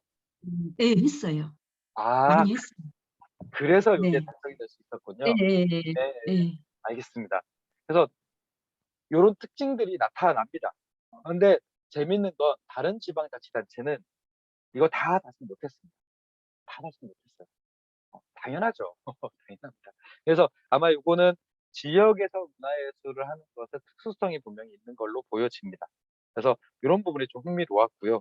그리고 두 번째로 보면 이런 지표가 여전히 유효한가도 좀 고민해 볼 필요가 있습니다. 그러니까 여러분들이 여수시에 살면서 그러니까 여수시 시민으로서 그 지역의 문화예술 부서에 바라는 게 문화예술 행사를 좀 내실 있게 추진하고 그 기반 시설을 잘 운영해라라고 하는 게 여러분들이 바라는 거냐? 만약에 그렇지 않다면 정책 목표나 거기에 따르는 성과 지표의 변경을 요구할 수도 있습니다. 그게 이제 결산 절차예요. 그러니까 결산서상의 성과 보고서라고 하는 것은 뭐냐면 해당 성과 지표를 달성했냐 안 했냐도 중요하지만 그 지표가 그 사업의 성과를 관리하는 데 유용하냐 유용하지 않냐도 중요합니다. 근데 짐작컨대 이런 거죠. 2020년에는 미처 준비를 못했을 테니까 요 지표가 그냥 있는 건 인정. 저는 우리 뭐 인정해보자 이렇게 할 수도 있습니다. 그런데 2021년 성과 계획서에도 이게 똑같이 있으면 저는 이건 문제라고 생각할 것 같습니다. 왜냐하면 코로나 상황이 지속된다는 걸 이미 알고 있는 상태에서 똑같이 프로그램 중심으로 성과 지표를 관리한다라고 하면 이거 뭔가 좀 이상한데? 라는 생각이 들 것 같습니다. 그래서 과연 요 지표가 여전히 유지가 되고 있느냐 안 되느냐도 사실은 21년 결산 내용을 보고 좀 보고 싶은 부분입니다. 그리고 요 결산 항목은 이렇게 구성이 된다는 건데요. 요게 과죠. 과명입니다. 그리고 보통 이렇게 과명에서 이렇게 세로줄로 해갖고 세로줄로 해서 요 사업이 정책 사업이냐 단위 사업이냐 세부 사업이냐를 구분하게 되고요. 요게 이제 좀 어, 예산서를 보시는 분들이 가장 혼란을 겪는 부분 중에 하나인데 이게 뭐냐면 요 박스 밑에 요, 요 항목에 있는 요 모든 것들이 다 포함이 되는 겁니다. 그러니까 문화예술진흥에 이만큼의 예산이 편성이 됐다라고 하는 것은 여기 그러니까 요 밑에 있는 요 세부 사업들을 합쳐놓은 곳이 요거고 요것을 합쳐놓은 것이 요거라는 뜻입니다. 그러니까 이렇게 범주화가 이렇게 되어 있는 것입니다. 계층화가 되어 있는 겁니다. 그래서 이거를 개별 합치면 이 돈이 안 나옵니다. 가장 최상위에 있는 요 정책 사업 단위들만 합쳐야 요 규모가 나옵니다. 근데 요게 익숙하지 않으면 좀 당해요. 특히 어떤 부분에서 당하냐면 이렇게 보시면 지역문화예술 육성이라고 하는 게 있고요. 각종 문화예술 행사라고 하는 게 있습니다. 요 두 가지는 요 두 가지는 음, 계층이 다릅니다. 당연히 아시겠죠? 예. 지역 문화예술 사업 육성이라고 하는 것과 각종 문화예술 행사라고 하는 것은 두 개가 동일하게 균등한 사업이 아니라 이게 훨씬 더 계층이 높은 사업입니다. 그러니까 그러니까 주머니로 생각해 주시면 좋습니다. 문화예술과라고 하는 주머니가 있고요. 그 안에는 다시 문화예술 진흥, 같은 중기의 주머니가 존재하고요. 또 그 주머니 안에는 지역문화예술 사업이라고 하는 또 주머니가 존재하고요. 그 주머니 안에 여수문화원 운영 지원이라는 구술, 각종 문화예술 행사라는 구술, 학교 예술 강사 지원이라는 구술이 들어가 있는 겁니다. 그러니까 주머니 안에 주머니가 있고 그 안에 단위 사업이 들어가는, 그러니까 세부 사업이 들어가 있는 상태다. 이렇게 봐주시면 됩니다. 그래서 요 위계를 잘 봐주시는 게 전체 요 표를 볼 때 혼란을 덜 겪는 어 그게 됩니다. 그래서 꼭 요거는 살펴보실 때 좀 주의를 해주시면 좋겠습니다. 요 표시 요게 굉장히 좀 중요합니다. 그리고 실제 이런 것들이 나타날 때는 어떤 것들이 있냐면요. 이제 음. 우리가 이제 가끔 이제 결산서 관련돼서 이제 뭐 지역에서 토론회 하거나 혹은 뭐 주민 의견서 이런 걸 작성한다고 하잖아요. 근데 이제 막 작성할 때 문화예술 진흥 항목에 있어서는 이렇고 각종 문화예술 행사 차원에서는 이렇습니다. 라고 이것을 동등하게 서술하는 경우가 있어요. 그건 이제 오류라는 겁니다. 예. 그러니까 오히려 지적을 하려면 같은 계층 내에 있는 것끼리 비교하거나 같은 계층 내에 있는 것 상에서만 얘기하는 것이 훨씬 더 부합됩니다. 그런데 때때로는 밑에 있는 것하고 위에 있는 항목을 막 섞어서 막 서술을 하기도 하거든요.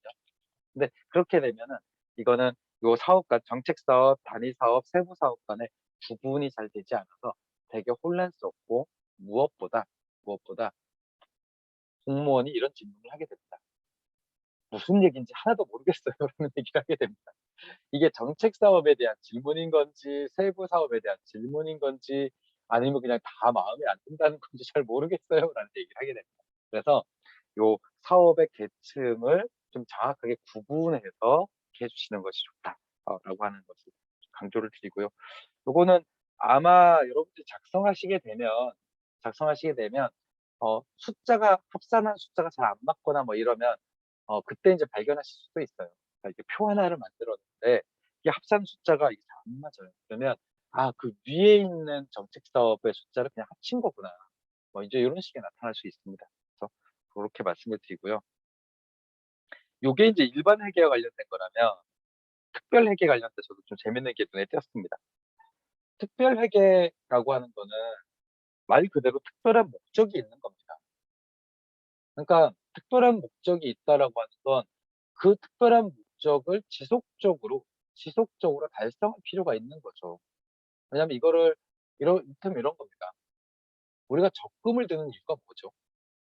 그냥 일반 수시 입출금 통장에 넣어서 그냥 같이 쓰면 되는데 구태여 적금을 드는 이유는 뭘까요? 수시 입출금에 넣었다가 그냥 그 돈을 쓸까 봐 그러는 거죠. 그쵸? 그러니까 저의 경우에는 그렇거든요. 통장을 분리해 놓는 이유는 제가 착각을 하지 않도록 하기 위한 겁니다. 뭐 이렇게 통장에 100만 원 있는데 사실은 50만 원은 다른 데 쓸 데가 있는 건데 마치 100만 원 있는 것처럼 돈을 쓸까 봐 이렇게 떼어 놓는 거거든요. 특별 회계도 마치 그런 겁니다. 일반 회계로 같이 묶어 놔도 되는데 이것의 사용 목적을 좀 더 특수하게 관리하기 위해서 떼어 놓는 걸 특별 회계라고 부릅니다. 근데 이게 그러면 무조건 한 번 설치되면 없어지기 힘든 거냐? 아니 그렇지 않아요. 당연히 없앨 수 있습니다. 그래서 우리는 살펴보는 거죠. 이 특별 회계가 필요한 거야, 안 필요한 거야? 왜냐? 아까 설명드린 대로 특별한 목적을 위해서 설치하는 거라고 했잖아요. 그럼 특별한 목적 달성이 없으면 혹은 그런 목적을 이미 달성했으면 특별 회계는 허무는 게 맞습니다. 왜냐하면 제가 만약에 이런 거죠. 구태여 대학 가는 것을 제가 고민하고 있지 않는데 대학 진학용 적금을 제가 들었어요. 그러면 아마 제 주변에 있는 사람들은 무슨 짓이야 그럴 겁니다. 야, 너 대학도 안 갈 건데 무슨 대학 진학용 적금을 들어. 차라리 그 돈으로 책 사봐. 이런 얘기를 하겠죠. 비슷합니다. 쓰지도 않는 특별 회계로 왜 돈을 묶거나 그 돈을 풀어서 그냥 일반 회계에서 써. 이렇게 할 겁니다. 제가 볼 때는 요게 그렇게 보였습니다. 요게 새마을 소득사업 운영관리 특별 회계입니다. 요게 잘 쓰면 되게 좋은데 실제로 쓰는 내용을 보니까요. 내부 거래, 기타 회계 등 전출금으로 다 쓰고 있는 겁니다. 그러니까 이게 사업을 하고 있는 게 아니라 다른 회계에 돈을 빌려주는 용도로만 쓰고 있는 겁니다. 그러니까 이게 사업 내용이 없어요. 아마 여러분들이 그 결산서를 보시면 다른 특별 회계는요. 요 목별 조서나 이런 것들을 볼 때 다른 항목들도 있어요. 뭐 이를테면 경상비, 자본 지출, 뭐 이런 것들이 행사 뭐 이런 것들이 있거든요. 근데 새마을 소득사업 운영관리특별회계는 2020년 기준으로 보면 요 내부 거래 하나밖에 없습니다. 새로운 사업이 하나도 없는 겁니다. 도대체 저 같은 경우는 이렇게 질문을 하게 되는 거죠. 이거 왜 있지? 왜 있지?라는 생각이 드는 겁니다. 그러면 이제 그 다음의 순서는 뭐냐? 왜 있지?라고 하는 질문이 나오면 조례로 가는 겁니다. 이게 이제 그 흥미로운 게 특별회계나 기금은요. 그것을 새로 만들 때 그것의 근거가 되는 조례를 무조건 만들도록 되어 있습니다. 그러니까 특별회계 하나당 조례 하나입니다. 기금 하나당 조례 하나입니다. 그러니까 이 특별회계가 왜 필요하지? 하면 우리는 조례로 가는 거예요. 그래서 봤더니 이 조례는요. 목적이 새마을 소득사업에 필요한 자금을 융자 지원하는 겁니다. 이 돈은 융자 지원금이구나. 융자라고 하는 게 빌려준다는 거잖아요. 그렇죠? 빌려준다는 것은 갚아야 된다는 뜻입니다. 그러니까 이 융자금을 쓸 수 있는 사람은 매우 제한적일 수밖에 없습니다. 왜냐하면 갚을 수 있는 사람이어야 하니까요. 일단 그거를 염두에 일단 두시면 되고요. 두 번째로 세입 세출 항목을 봤더니 세출은 새마을소득 사업을 위한 융자금으로 한다라고 되어 있습니다.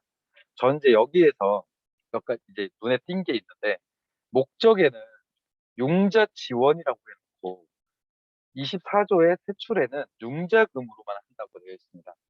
그러니까 이게 만약에 지원금이라고 하면 그냥 경상비로도 지원을 할 수 있었을 겁니다. 근데 조례에 용자금으로 한다라고 적혀 있기 때문에 이 돈은요, 용자 사업으로밖에 쓸 수가 없는 겁니다. 그러니까 이 얘기는 돈을 빌려주는 것밖에 안 된다는 거예요. 그러니까 이게 사업의 범위가 작을 수밖에 없겠죠. 그래서 아마 이렇게 사업의 내용이 용자 사업이 없고 내부 거래로만 쓰지 않나라는 생각이 듭니다. 제가 만약에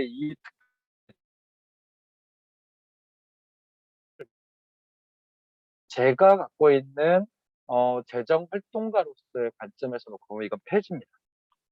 무의미합니다. 차라리 이런 새마을 사업에 대한 소득 보장이 필요하면 이거는 시책 사업으로 하면 됩니다.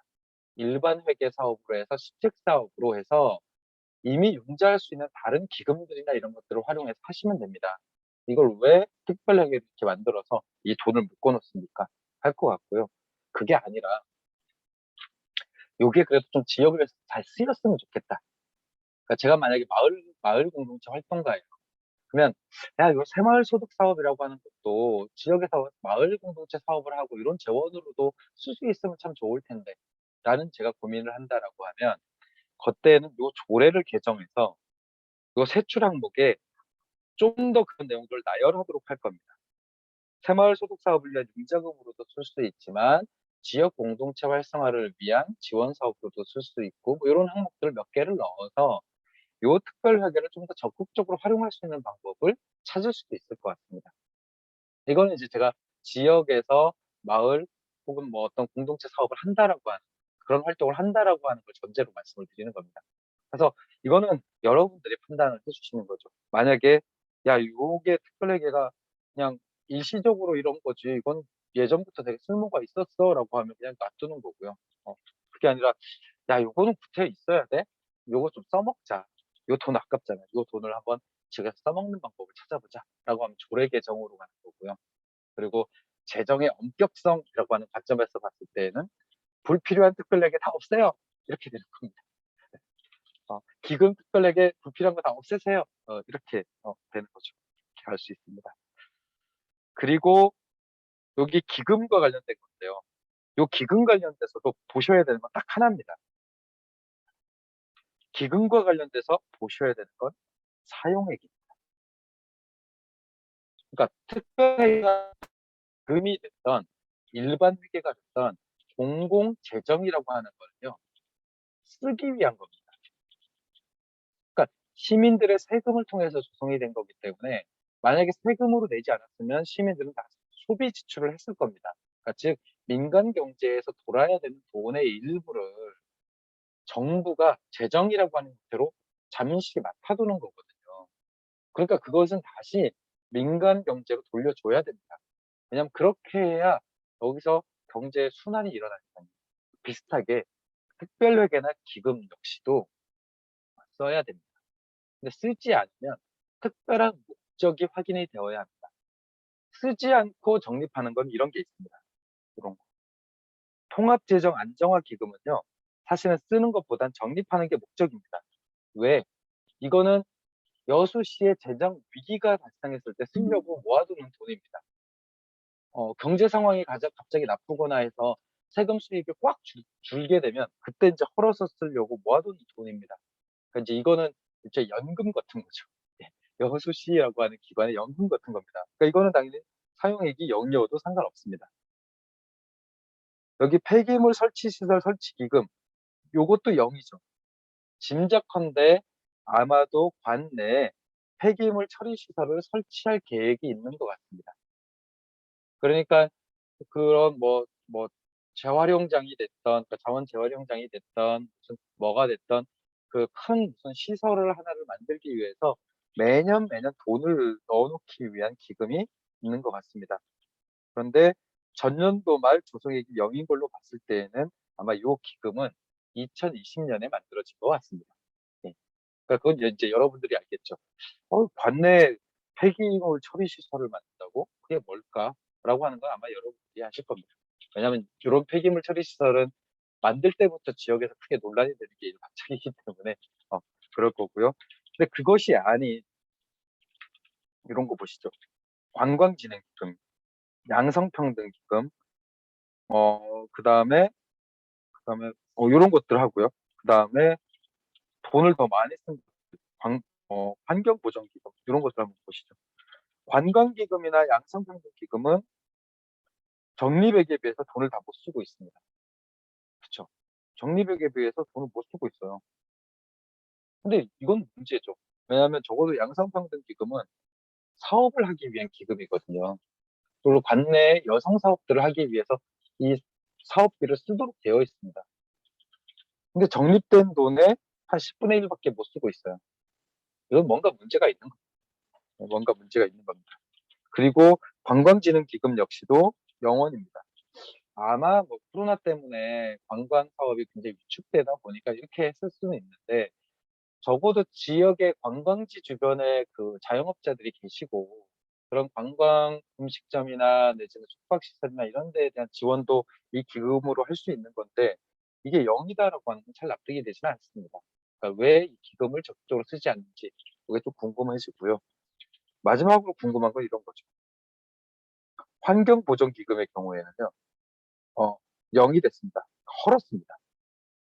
예. 환경보전기금은 원래 적립되어 있는 돈을 다 어, 헐어서 됐습니다. 그러면 이 환경보전기금은 그럼 없앤 건데 이게 어디로 갔다는 거지? 이게 좀 궁금하게 됐습니다. 그런 것들은 이제 그 지역에서 환경보전기금 조례가 사라졌을 거니까 그럼 그 조례 대신에 새롭게 만들어진 조례가 있나? 짐작컨대 기후위기 관련된 조례가 새로 만들어졌나?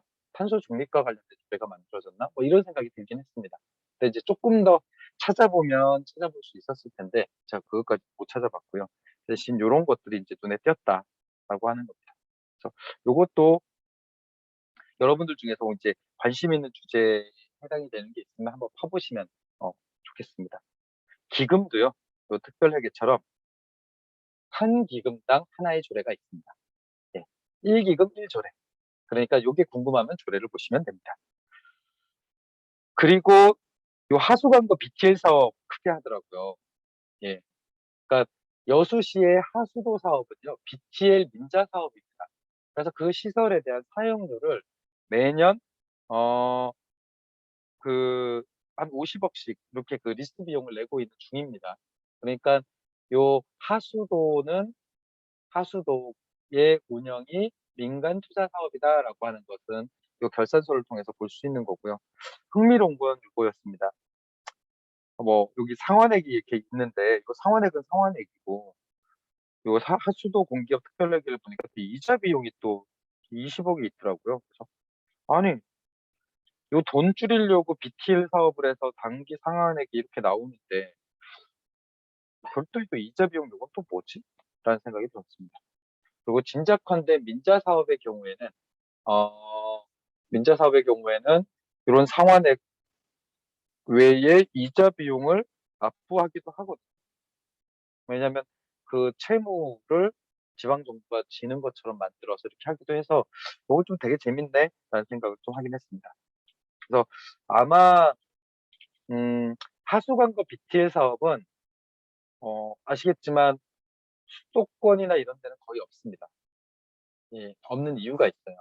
왜냐하면 민자 사업 확산에 대한 그런 여론이나 내지는 분위기가 굉장히 악화될 때 이제 요것들을 했던 거고 사실은 중앙정부 차원에서는 다른 그 시군단이 먼저 선행적으로 또 하수도 상수도 BTL 사업을 굉장히 많이 추진을 했었습니다. 그래서 보니까 여수는 상수도는 아직 그건 아니고 BTL이나 그건 아니고 보통 수자원공사가 그런 사업 되게 많이 하거든요. 근데 그건 아닌 것 같고 하수관고는 여기 푸른 여수 지킴이 여수 맑은 물사랑 요런 데에서 BTL 사업을 하고 있는 걸로 보여집니다. 예, 그렇고요. 그리고 이제 다 됐습니다. 이제 성과 보고서만 보면 되는데요. 저는 이 결산 과정에서 제가 개인적으로 가장 중요하게 생각하는 부분은 요 성과 보고서입니다. 왜 그러냐면 시민들이 모든 개별 사업을 다 파악할 수가 없습니다. 굉장히 많거든요. 근데 그것을 꼼꼼하게 본다라고 하는 것은 사실은 그것을 전문적으로 하는 어, 그런 기관이나 이런 데서 해야 될 겁니다. 그러면 시민들이 가장 용이하게 볼 수 있는 결산 자료는 뭐냐? 제가 볼 때는 성과 보고서입니다. 왜냐하면 이 성과 보고서는 왜 그 지방 정부가 그렇게 돈을 쓸 수밖에 없었는지를 보여주는 알리바이가 여기에 들어가 있기 때문에 그렇습니다. 그리고 특히 한국의 재정제도의 원칙은요, 성과 중심의 재정 운영입니다. 이건 국가재정법에도 들어가 있고요, 지방재정법에도 들어가 있는 내용입니다. 그래서 기본적으로 성과 중심으로 재정을 운영을 해야 된다는 게 원칙입니다. 그리고 재정에서의 성과라고 하는 것은 뭐냐면 단순히 경제성 이런 것을 의미하는 게 아닙니다. 정확하게 그 사업의 재정적 목적을 달성했는지를 측정하도록 하고 있는 겁니다. 그게 뭐냐?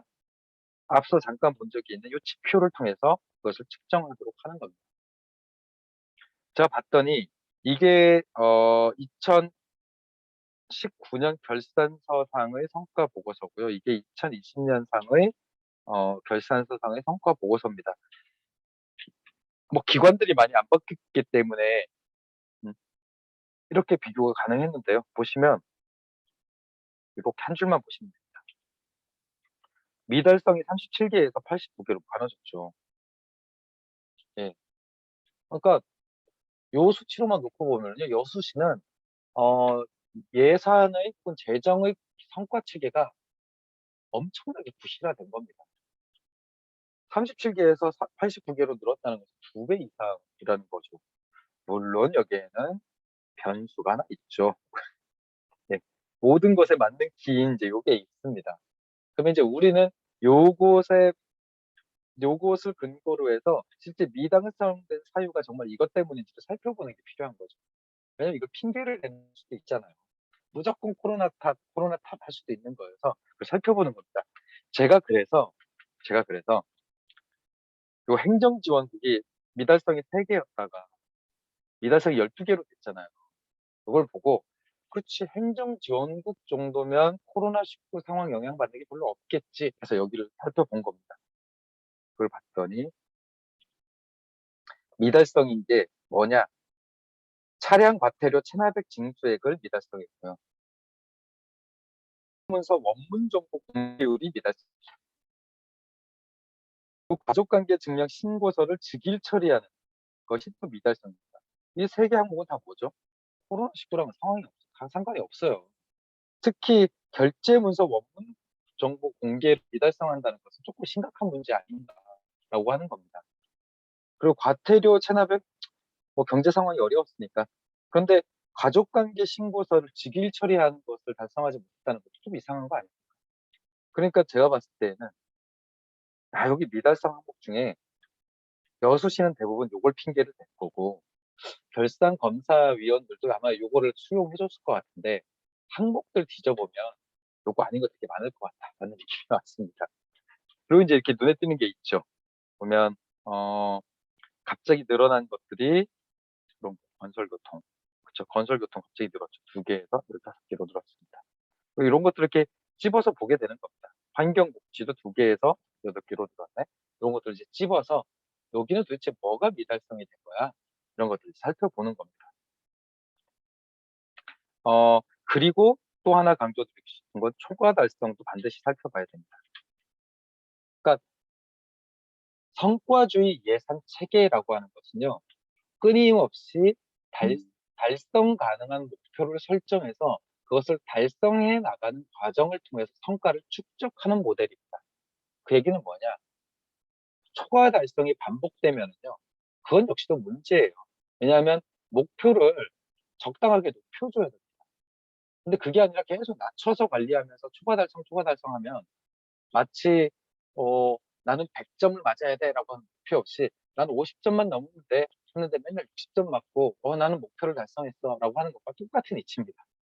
그럼 답답하겠죠. 만약에 부모 입장에서 보면 어휴 이럴 건데 사실 그런 겁니다. 그래서 이렇게 초과 달성도 이 초과 달성의 지표를 좀 더 개선해서 다른 목표 설정이 가능한지를 살펴보는 것이 필요합니다. 대표적인 게 이런 겁니다. 봤더니 노인복지가 다 초과 달성이에요. 저 되게 이상하다고 생각했습니다. 야, 여수시의 노인복지는 정말 짱짱이구나. 왜? 세 가지 항목, 그러니까 세 가지 지표가 있는데 세 가지 지표가 다 초과 달성이에요. 그러면 여수시 노인복지는 정말 엄청난 겁니다. 왜냐면 이 성과 체계로만 놓고 보면 다 초과 달성을 노인복지 쪽에 사고 있거든요. 그럼 이제 우리는 질문을 하는 거죠. 과연 이게 맞아? 이게 맞아? 라고 하는 질문을 하게 됩니다. 그리고 두 번째는 왜, 어찌해서 초과 달성이 됐을까를 살펴보는 겁니다. 그래서 봤더니 활동 지원 제공수, 노인 활동 지원 제공수, 어, 4,500개를 목표로 했는데 8,229개를 해서 183% 초과 달성입니다. 노인 돌봄 수혜자 수 1,851명을 목표로 했는데 3,587명이 수혜를 받아서 194% 초과 달성입니다. 경로당 기능 보강 사업 수 계획 대비 실적 건수로 해서 34개 하려고 했는데 359개나 했습니다. 와우, 900% 성과 초과 달성입니다. 이상하지 않으세요? 어떤 부분이 좀 이상하세요? 애초에 이 목표 설정이 잘 됐는지가 의심스럽지 않으신가요? 그러니까 아무리 그래도 행정에서 하는 건데 이게 뜬금포로 2배, 이렇게 10배 이렇게 달성이 될 수 있는 내용이냐라고 하는 겁니다. 그래서 이렇게 내용을 봤더니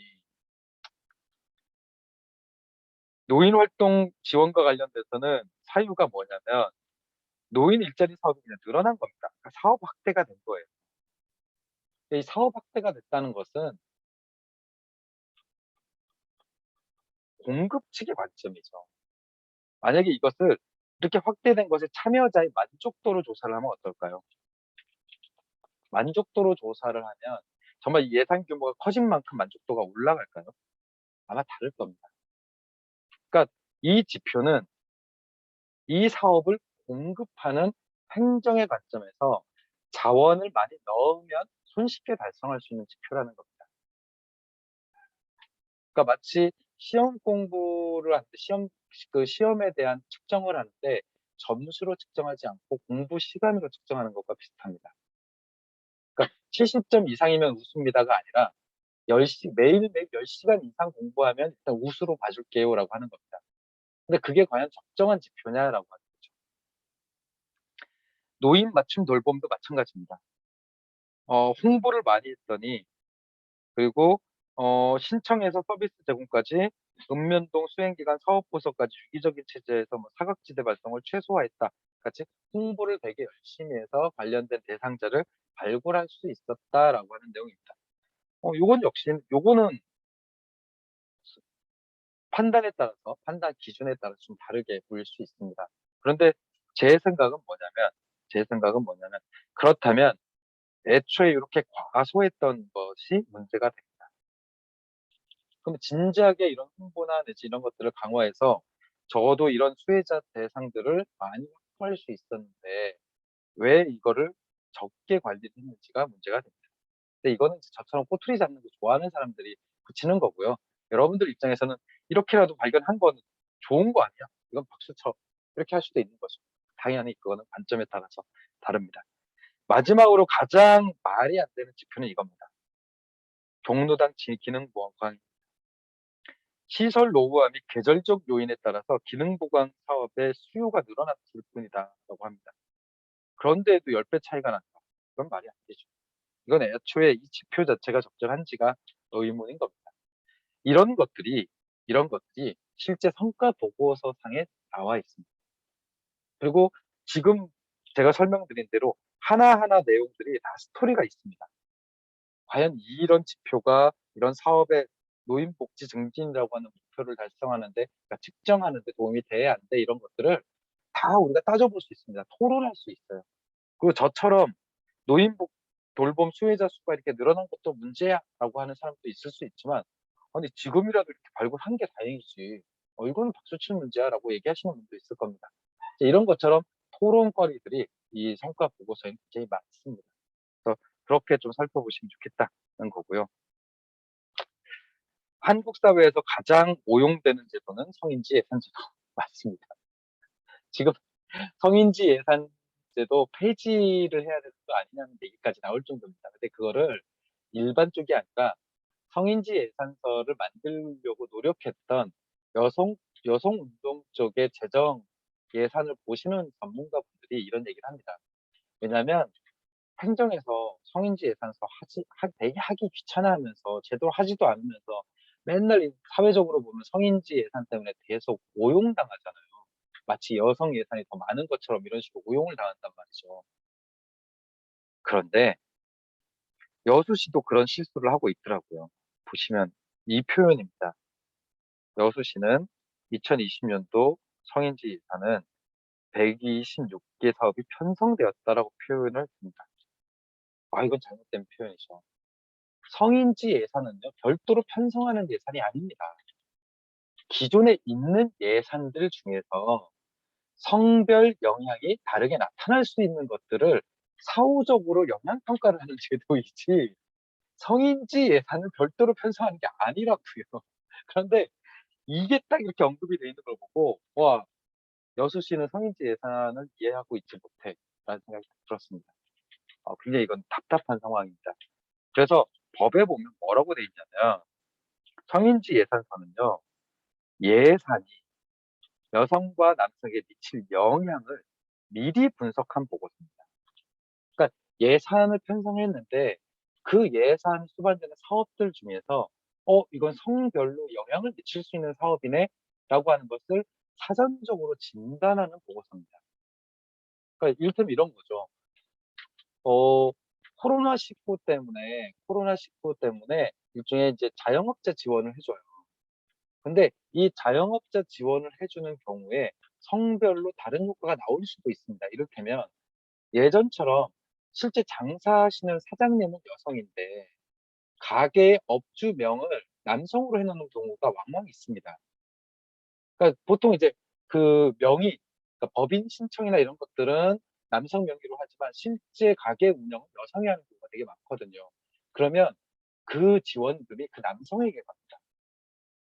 사실은 만약에 우리가 그 부분을 성별 영향평가 대상으로 삼는다라고 하면 사실 그런 현황 조사를 전제로 해야 된다.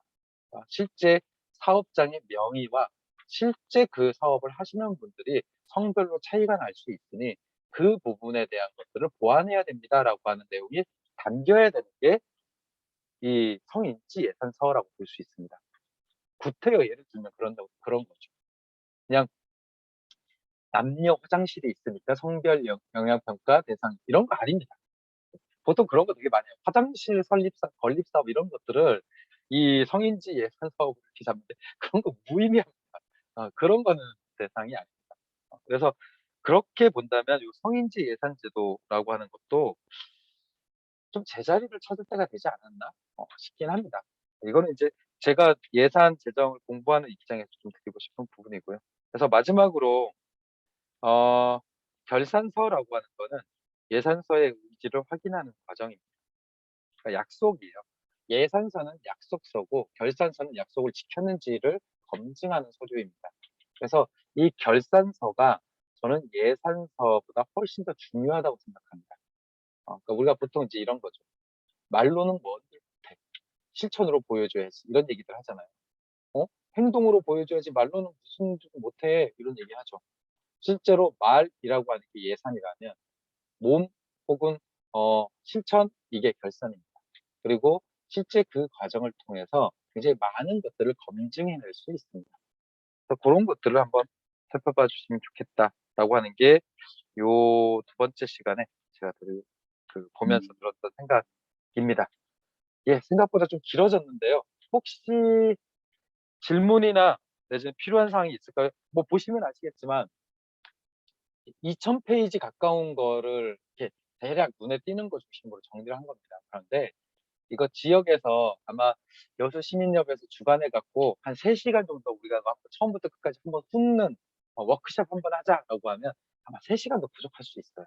그러니까 2021년 결산서 딱 화면에 띄워놓고 주르륵 넘기면서 우리가 한번 다 모여서 같이 볼까요? 하면 아마 3시간 훨씬 더 걸릴 수도 있습니다. 그만큼 되게 방대한 양이긴 해요. 네, 그렇게 봐주시면 좋겠습니다. 예, 이 정도로 오늘 일단은 준비된 내용 마치고요. 질문이 있으시면 질문을 해주시고, 예, 박정자 선생님. 아, 박정자 선생님 또 마이크가, 네네. 네. 하수구 공사를 지금 하고 있는데 거기 회사가 아까 맑은 물, 여수 맑은 물하고 뭐하고 두 개인데 제가 못 기억을 해요. 네. 그거 자료가 있어서, 좀 알려주세요. 예, 푸른 여수 지킴이 하고 여수 맑은 물 사랑. 예, 푸른 여수 지킴이 알았습니다.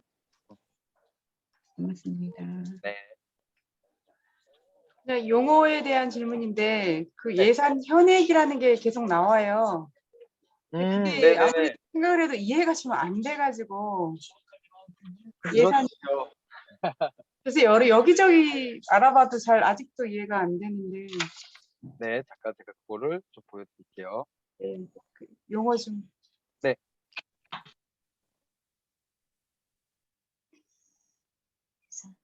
됐다. 요거죠, 요거. 요게, 그러니까 예산액은 전년도에 잡는 겁니다. 전년도에. 그러니까 보통 이제 예산안을 만들고 그게 지방의회에서 승인되면 예산서가 되잖아요. 그러니까 예산서상에 확정된 게 예산액입니다. 그런데 이게 실제로 예산이 만들어진 다음에 여기 나온 것처럼 증감이 일어날 수 있습니다. 그러니까 예산의 세부적인 조정이 가능해져요. 뭐 예산 짤 때에는 아니 한 공원 100개 만드는 걸로 생각했는데 아니 알고 보니까 토지 매입이나 이게 제대로 안 돼서 20개는 집행을 안 하겠는데? 라고 하면 20개 정도에 해당되는 예산을 다른 데로 전용하거나 이용할 수 있거든요. 그러면은 20개가 줄으니까 그만큼 예산을 조정을 해줘야 됩니다. 그 조정한 것의 결과가 현액입니다. 그래서 근데 이제 사람들이 많이 혼란을 겪는 이유는 뭐냐면 예산액과 예산 현액이 많은 경우는 같아요. 많은 경우는 같습니다. 그래서 예산액이나 예산 현액은 다 똑같은 거 아니야? 라고 생각하기 쉬운데 보통 현액이라고 하는 현재액의 줄임말입니다. 예산 현재. 그러면 이 예산액은 뭐냐? 예산 기존액. 그러니까 기존의 예산액이고 예산 현액은 예산 현재액 이런 개념으로 쓰이는 겁니다. 네, 그래서 기본적으로는 예산액 기준으로 접근하는 것이 필요하고 그 대신에 이제 추경이나 내지 이런 것들을 볼 때는 현액 중심으로 보는 것이 필요합니다. 근데 많은 경우는 본문에서 그 숫자를 인용할 때 그것을 적시해 주셔야 됩니다. 예산 현액 기준으로 볼 때 이렇다. 예산액 기준으로 볼 때 이렇다. 이런 식으로 기준을 설정해 주시면 됩니다. 그러면 예산 현액은 추경을 할 때마다 바뀐다는 뜻인가요? 아니면 추경을 하거나 전이용을 하거나 이럴 때마다 바뀝니다. 예. 여기 보시면 예산 성립 후 증감해갖고 전년도 2월에 예비비 사용액 전용, 이용, 변경 이렇게 있죠. 보통 전용, 이용, 전용, 변경 사유로 이렇게 숫자가 이렇게 들어가요. 이렇게 숫자가 들어가면 이 숫자에 맞춰서 요 현액 예산액이 변경돼서 현액이 됩니다.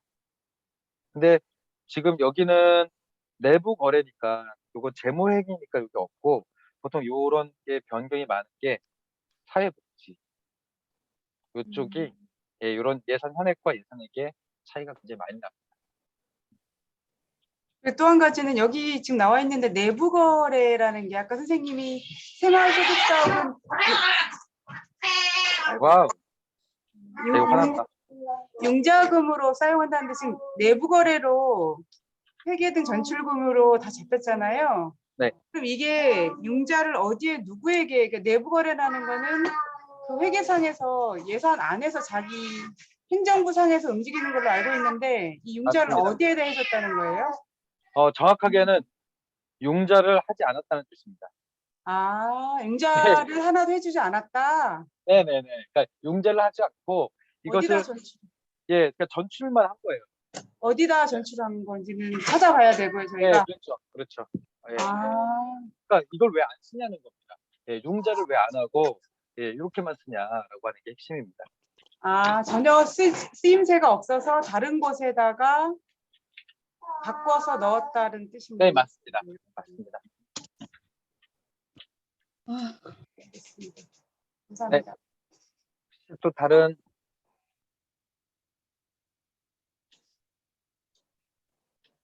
네 없으시면 우리 네. 뭐죠? 아이고 안 보여요. 조금 더 거리를 더 떼어 주십시오. 읽어주세요. 네? 싫어요. 안 싫어요. 보입니다. 1919. 네? 코로나19 네. 코로나19가 아니고 코로나19라는 거죠. 한번 정했는데. 아이 그게 그렇게 거슬리셨어요. 네. 죄송합니다. 요즘은 다 인프라 해요. 근데 혼자 그러니까요. 근데 제가 이게 숫자를 보는 과정에서 하면 계속 이걸 19라고 하게 되더라고요. 그러니까 네. 100, 1000 이렇게 하다가 이게 19가 안 돼요. 그래서 죄송합니다. 네. 19라고 아니, 할게요. 알겠습니다. 네. 네, 오늘도 오늘 수고하신 선생님한테 우리 말 못 들으시는 분들이 박수를 이렇게 치시거든요. 이렇게. 예, 저희가 오늘 박수를 이렇게 하고 마무리하고 다음 시간에 뵙겠습니다. 선생님 또 있어요? 감사합니다. 다음 수업 또 네. 있어요? 다음 주 네? 수요일에 한번 마지막 수업 네, 있습니다. 근데 솔직히 이 앞번에는 잘 못 알아들었는데 이번에는 좀 재밌었어요. 어렵지만 재밌었어요. 와. 네, 알겠습니다. 선생님 감사합니다. 다음 주에 네. 뵐게요. 네. 네.